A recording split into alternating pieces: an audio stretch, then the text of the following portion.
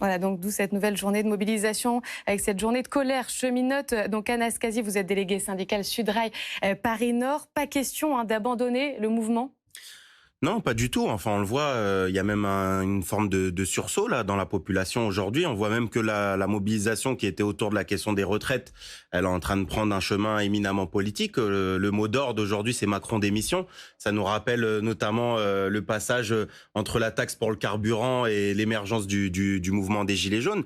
Donc oui, je pense que Emmanuel Macron voulait 100 jours d'apaisement. Il va avoir 100 jours de colère. Ça, c'est ce qui est clair et net. Aujourd'hui, c'est une journée de mobilisation à la SNCF. Le 1er mai aussi, il va y avoir du monde parce que chez nous, dans les services publics notamment, on travaille les jours fériés. Donc, il y aura aussi un appel à la grève. Maintenant, il va falloir essayer de commencer à discuter d'un véritable plan de bataille qui mette un durcissement, qui commence à organiser le blocage de l'économie.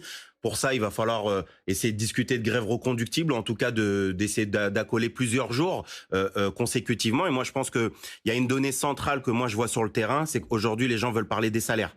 Il y a plus personne qui veut se battre aujourd'hui uniquement sur la question de la réforme des retraites. Lorsque vous avez l'INSEE qui parle de plus de 25% de taux d'inflation dans l'alimentaire, nos salaires n'ont pas augmenté de 25%. Et le caddie, avec le loyer et l'énergie, c'est les dépenses centrales des travailleuses et travailleurs. Donc il faut absolument commencer à combiner la lutte contre la réforme des retraites avec celle des salaires.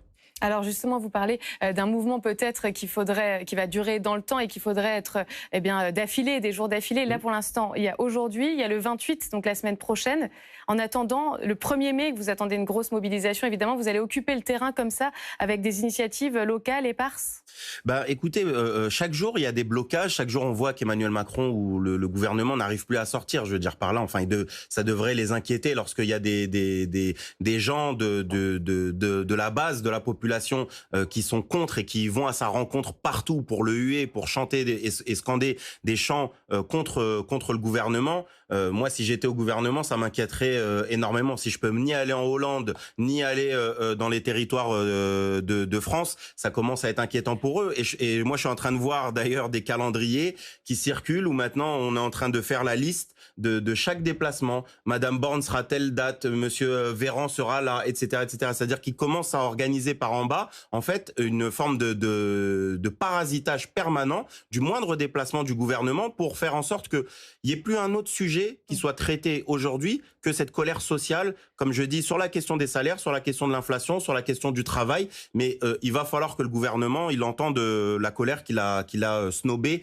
et ignorée et avec laquelle on a vu le mépris important qu'il a affiché encore hier autour de la question des casseroles. Qu'est-ce qu'il dit à travers ça? Justement, Lorsqu'il dit les casseroles, il appelle à la radicalisation. C'est très bien ce qu'il dit aussi Emmanuel Macron. Lorsqu'il dit c'est pas avec des casseroles, il a raison.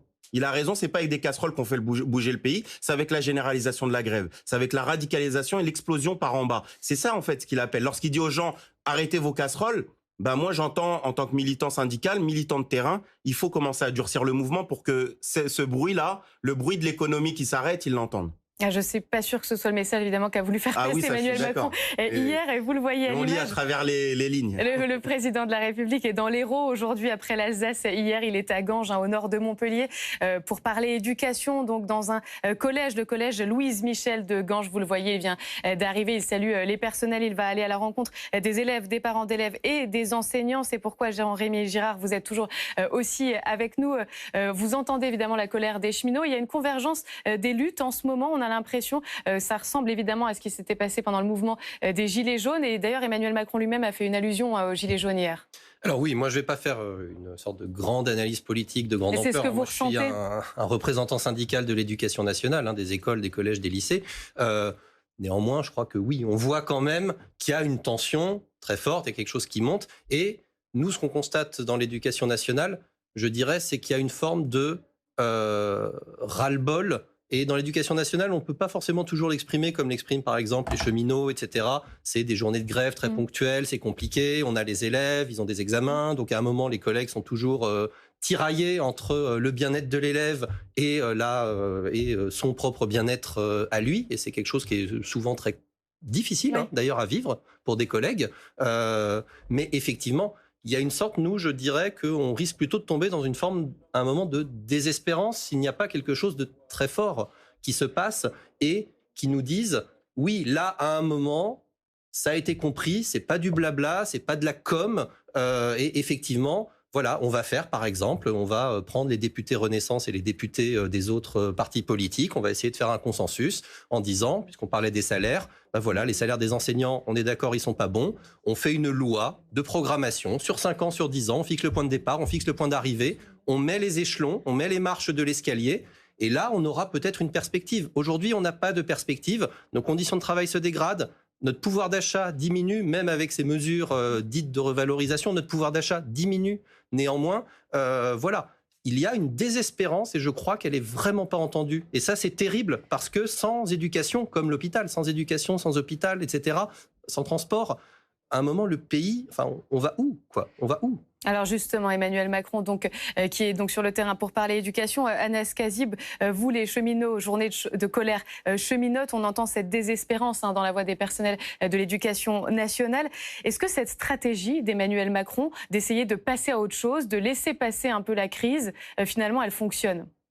La réalité, je pense qu'on a les images aujourd'hui à Ganges et puis celles d'hier dans le Bas-Rhin. Alsace. En Alsace, enfin je veux dire par là, non, les gens passent pas à autre chose. Parce qu'en réalité, enfin la colère cheminote, faut aussi la mettre en perspective. En réalité, elle est pas différente de la colère sociale, de la colère dans les services publics, dans le monde du travail et autres. Aujourd'hui, nous, on a décidé, parce qu'on considère que le 1er mai, c'était loin. Cette journée aussi, elle arrive parce que pour nous, attendre plus de 15 jours sans aucune mobilisation, alors que, je rappelle, il y a eu quand même une promulgation de la loi, la confirmation du Conseil constitutionnel. Emmanuel Macron a frappé vite. Je veux dire, lorsqu'on promulgue une loi à 3h26 du matin, il montre que lui, il n'a pas le temps. Et nous, on devrait ne pas attendre justement ces délais. C'est pour ça qu'en interne à la SNCF, on a décidé d'imposer une journée intermédiaire avant le 1er mai. Et aujourd'hui, je veux dire, cette colère sociale, elle s'exprime partout. Enfin, il y a un ras-le-bol généralisé. Enfin, moi, je vous dis juste une expérience personnelle. Il y a 2 jours, j'ai dû aller à l'hôpital. Les urgences, on a attendu plus de 13 heures. C'est terrible ce qui est en train de se passer. C'est-à-dire qu'il y a un niveau de déclassement et vous avez un médecin qui vous donne une ordonnance avec de l'amoxicilline et du Doliprane. Vous faites 7 pharmacies avant de pouvoir avoir de l'amoxicilline et du Doliprane. Enfin, on est arrivé dans un niveau où on se dit que c'est un pays où on est limite devenu un pays pauvre dans lequel les services publics étaient reconnus dans le monde entier. Je veux dire, l'hôpital français, les transports publics français, l'éducation nationale, etc., c'était reconnu partout dans le monde. Aujourd'hui, on se retrouve avec un niveau de déclassement sans précédent. Et qu'est-ce qu'on nous offre aujourd'hui comme perspective? C'est de travailler 2 années de plus, parce que maintenant, enfin, même le Conseil constitutionnel a enlevé les peu d'accords qu'ils avaient établis sur l'annexe senior, le CDI pour les seniors, etc. Aujourd'hui, la réforme des retraites, c'est vous allez travailler 2 années de plus. Il n'y a pas un centime à récupérer, il n'y a rien d'autre. Et donc, il va falloir se battre contre cette régression sociale, contre... Comme on disait Hollande, on disait à l'époque contre la loi El Khomri et son monde, et j'ai envie de dire contre la réforme des retraites et son monde, tout ce monde de précarité. Là, on continue sur les retraites. Là, on est même plus sur les retraites puisqu'on parle de service public. Pardon, je vous ai accueillir juste Carlos Martins-Bilango qui est avec nous. Bonjour, vous êtes député de la France Insoumise du Val d'Oise. On continue d'en parler avec vous, mais je voulais vous remercier, Anas Kazib, pour votre éclairage pour cette journée de colère cheminote. On a bien entendu évidemment la grogne qui se poursuit évidemment après ces 3 mois de crise politique et sociale qu'on vit ensemble.